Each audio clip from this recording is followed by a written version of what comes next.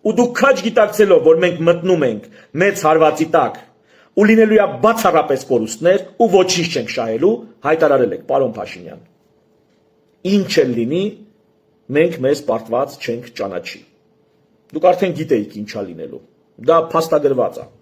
Ավելի ուշ դուք ասել էիք, հայտարարել եք, եթե ասեի ողջ ճշմարտությունը,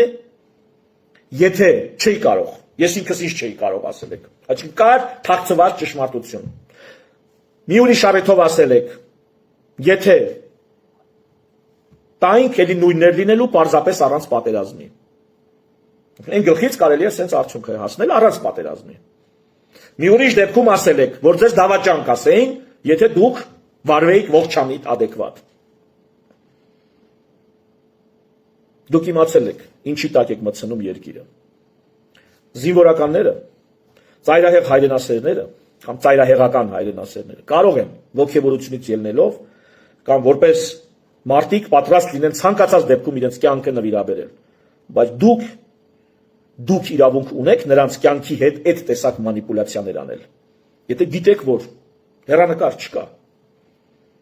2 տարի ժամանակ եք ունեցել, որևէ էական դրական տեղաշարժ չեք արել, բացի այդ կլուբնիկներից, մեկ է սուերից, որոնք չէին կրակում։ Թռնեին էլ օդի մեջ խոցվելու էին։